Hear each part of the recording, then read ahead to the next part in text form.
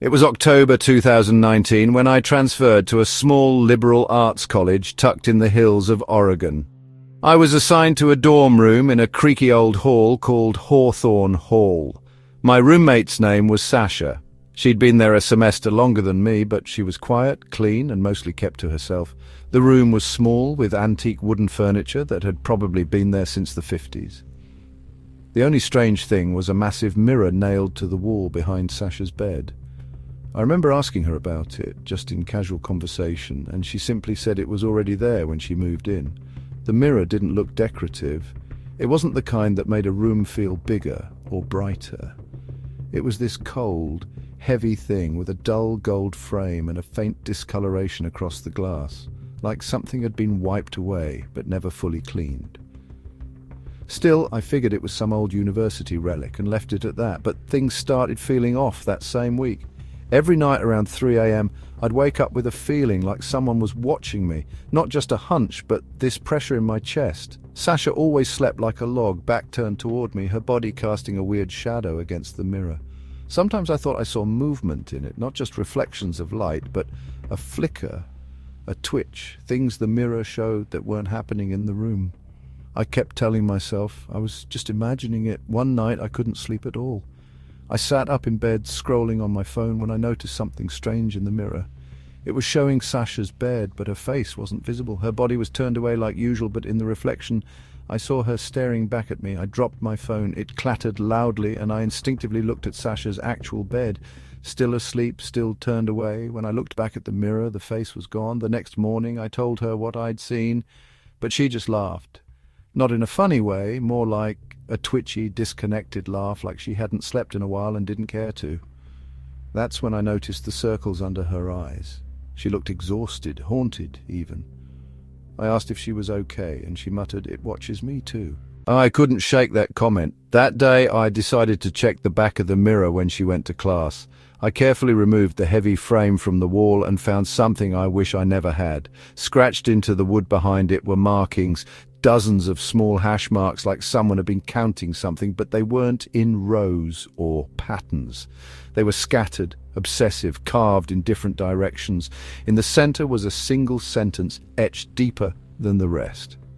One more night, I put the mirror back, but everything felt different after that. I barely slept. Every night I'd wake up at the same time and stare at the mirror, waiting.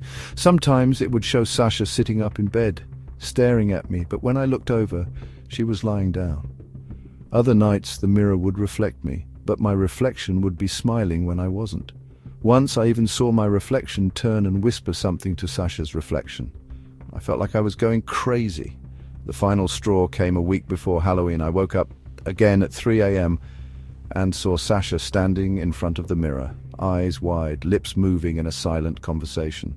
I sat up and called her name, but she didn't react. She just kept whispering to her reflection. Then she turned, stared directly at me and said, "It chose you," and laid back down. I didn't sleep after that. I packed my things in silence that morning and begged housing to move me. They gave me a single room across campus. I didn't even go back for my textbooks. 2 weeks later, Sasha dropped out. No one heard from her again, but sometimes when I pass that old building, I swear I see her face in one of the windows. Not looking out, looking in.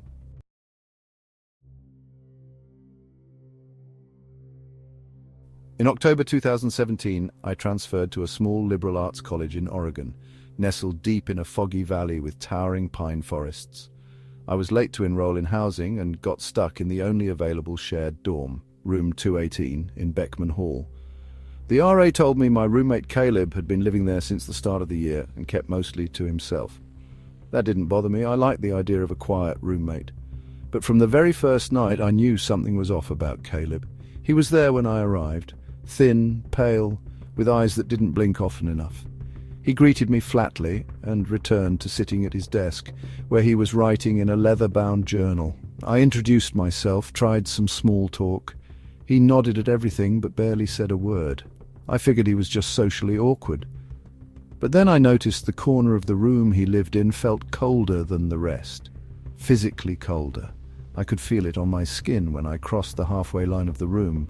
A few nights in, I woke up to the sound of whispering. It was low, breathy, like someone talking just under their breath right next to your ear. I sat up and Caleb was sitting on the edge of his bed, back turned to me, whispering to the wall, not on the phone, not wearing headphones, just whispering. When I asked what he was doing, he stopped and slowly laid down without a word. The next morning, I asked about it. He said I must have been dreaming. That night, I stayed up to prove to myself I hadn't imagined it. Around 2 a.m. he did it again, but this time he pulled a small, rusted lockbox from under his bed. He opened it, stared into it for a long time, and whispered directly into it, like it was listening. Then he slowly closed it and went to sleep. The lockbox was old, really old. It had a strange symbol carved into the lid, almost like a spiral made of thorns. I asked about it the next day. Caleb tensed, then calmly told me, "It's a family heirloom, you shouldn't touch it." That night I waited until he left the room to go to the bathroom and tried to peek inside, but it was locked with a strange curved keyhole I'd never seen before. I left it alone, but after that Caleb became different. He started writing frantically in his journal for hours, muttering as he did it. I'd wake up and find him standing by the window, facing away, motionless. Sometimes I'd find things in the room moved, my textbooks on the floor, a single sock nailed to the wall, my phone with its battery removed. Once I found small piles of salt in each corner of the room. I swept them up, and that night I had the worst nightmare of my life. Someone standing over me with no face, breathing heavily, holding a rusted key. That same night I heard a sound like scratching, not on the door or the wall, but inside the room. I sat up, and Caleb was sleeping, or at least pretending to. The scratching was coming from under his bed. I got up and slowly crouched, using my phone light. The lockbox was vibrating, just slightly but definitely moving. I reached out to touch it, but the moment my hand got close, it stopped. I backed away. The next day, I went to the campus counselor and told them I was concerned about my roommate's mental health. They promised to check in. That night, Caleb didn't come back to the room. I assumed he was with them. I slept well for the first time in days, but when I woke up, I found the journal on my desk. It was open to a page with my name written over and over again. Below that it read, "He broke the circle." I had no idea what that meant. I reported it to the RA and they took the journal. Caleb never came back. 2 days later, campus security came to check the room. They asked me a lot of weird questions. Had I ever seen him hurting himself? Had he mentioned the lockbox? When I said yes, they looked at each other and told me I was being moved to a new dorm. Immediately later that night, I got curious. I couldn't stop thinking about the box. So I snuck back into room 218. It was empty now, no bedding, no desk supplies, but the box, it was still there under the bed. Unlocked, my curiosity won. I opened it. Inside there was a small stack of human teeth tied together with twine. A black and white photo of Caleb as a child, standing next to an older woman who looked nothing like him, and a strip of paper that read, "He belongs to the silence now." I slammed the lid shut and ran.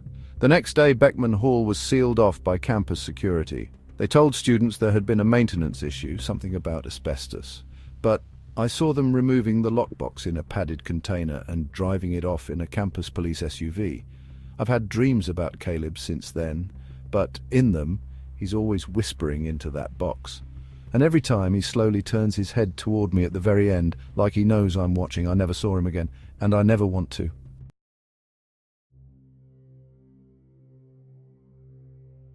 In late August 2016, I moved into a cheap off-campus apartment in Asheville, North Carolina, just before the start of my final year of art school. The building had seen better days, a converted old house with creaky floors, stained walls, and an unsettling draft that never went away, but I was broke and desperate, and when I found a posting for a room at half the average rent, I didn't ask too many questions. The landlord, a tall man with a limp and sunken eyes, told me I'd be sharing the unit with a student named Eli. He said Eli was quiet and kept to himself. That was fine with me. I liked quiet, but from the moment I stepped into the apartment, something didn't feel right. The place had 3 rooms, mine, Eli's, and a third that the landlord said was just storage. That door was always shut and locked with a bolt that looked newly installed. Eli wasn't home when I moved in, but his room was clearly lived in. Books on the shelf, clothes in the closet, the bed unmade like he'd just left. I figured I'd meet him soon enough. Days passed and I never saw him. At night, I'd hear soft movements, closet doors, drawers opening, but when I checked, his room was always empty. I thought maybe he worked nights. But then I noticed his stuff never changed. The same cup on the nightstand, same shirt on the back of the chair. His bed never got more messy or more clean. It was like a still life. One night I heard someone humming, a low, tuneless hum. It was coming from the hallway. I stepped out and the humming stopped. Eli's door was closed. I knocked lightly, no answer. I knocked again, nothing. The next morning, I slid a note under the door introducing myself, just in case we were missing each other. The note stayed there untouched for 3 days. I asked the landlord if Eli had moved out. He frowned and said Eli was still listed as the tenant. Then he muttered something strange. He always comes back. I asked what he meant, but he just walked away. Then one night, I woke up to the smell of something burnt, not fire, more like hair or plastic. I followed it down the hallway and saw, for the first time, the third door cracked open. It had always been locked. Inside, I saw shelves filled with dusty boxes, a desk with candle stubs melted onto it, and a mirror leaning against the wall. The mirror didn't reflect me at first. I swear I was looking directly into it, but my reflection didn't appear until I was nearly in front of it. When it did, something about it lagged, like it was catching up. Then I saw Eli in the mirror. He stood behind me, even though no one was there when I turned around. I backed out, slammed the door, and locked myself in my room. The next morning, the door to the storage room was locked again. I asked the landlord if he'd been in there. He denied it, said I wasn't supposed to go near that room, but I had seen Eli. I knew I had. I finally opened his bedroom door. It was cold inside. So cold, my breath fogged. His stuff was exactly as it had been the day I moved in. But the longer I stood there, the more wrong it felt. There was no dust on anything. The clothes didn't smell like fabric. They smelled like earth, like a basement. I opened his closet. The back wall was torn out, revealing a narrow crawl space. Inside I saw faded photographs, black and white, tacked to the wooden beams. All the photos were of the same boy, not a man. A teenage boy in different poses, some looking directly at the camera, some asleep. The last photo showed the boy in bed, eyes closed, but behind him was a figure, blurred, just a silhouette. I dropped it that night. The humming came back, but this time it was right outside my door. I stayed frozen in bed. The doorknob turned slowly, but it was locked. The humming stopped, and I heard a whisper so close to my ear I could feel breath. "Why'd you open the door?" I didn't sleep the rest of the night. At sunrise, I grabbed my stuff and went to a friend's place. I called the landlord and told him I was terminating the lease. He didn't argue. In fact, he said it's probably best you leave.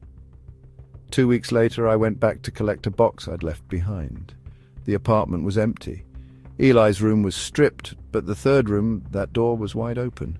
I looked inside. The mirror was gone. On the desk was a new photo. It was me, asleep, in my bed. And behind me in the mirror's reflection was Eli, smiling.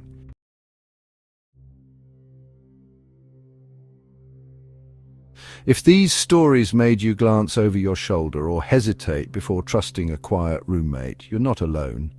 Real terror isn't always found in haunted houses. It can be sleeping just one room over. For more true spine-chilling encounters, don't forget to like, share, subscribe, and hit the bell icon so you never miss what's lurking next.